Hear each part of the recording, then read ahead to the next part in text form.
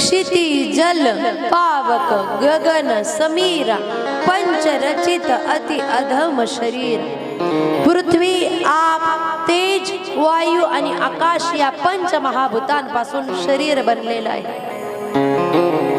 म्हणून हे शरीर आपलं नाही, हे जेव्हा मनुष्याच्या लक्षात येतंय त्यावेळेस मनुष्य या शरीराच्या बाबतीतही अहंकार करत नाही। त्याच्या लक्षात येतं नातेवाईक लांबची गोष्ट आहे, शरीर सुद्धा आपलं नाही। ज्या शरीराला आपण वेगवेगळे साबण लावतो, स्नो पावडर लावतो, भारी भारी कंपनीचे अत्तर वापरतो, 10 वेळेस आरशामध्ये बघतो, मेकअप करतो, या शरीराला सजवण्यासाठी 50-50 हजाराचे कपडे घालतो। एवढं बरं आहे की भगवान परमात्म्याने हे वरचं प्लास्टर दिलेलं आहे।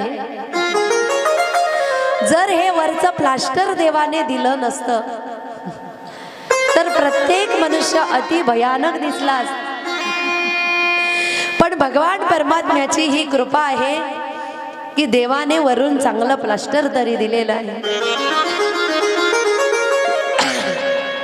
म्हणून शरीर सुद्धा आपलं नाही, या शरीराला सोडून कधी ना कधी आपल्याला जायचं आहे। त्यावेळेस शरीराच्या बाबतीतला मोह सुद्धा मनुष्यामधून निघून जातो। म्हणून साधू संत महात्मे देहाला सजवण्यामध्ये एवढा वेळ घालत नाही। देहाच्या बाबतीतही त्यांच्या मनामध्ये उदासीनता असते, देहाच्या बाबतीतही ते उदास असतात, धनाच्या बाबतीतही उदास असतात, वस्तूंच्या बाबतीतही उदास असतात आणि देहाच्या बाबतीत सुद्धा उदास असतात।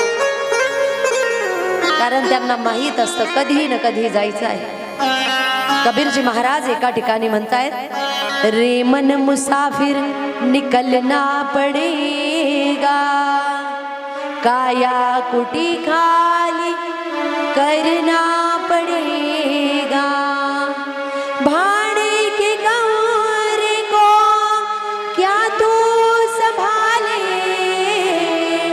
एक दिन तुझे घर से मालिक निकाले, इसका किराया तुझे भरना पड़ेगा, रे मन मुसाफिर निकलना पड़ेगा।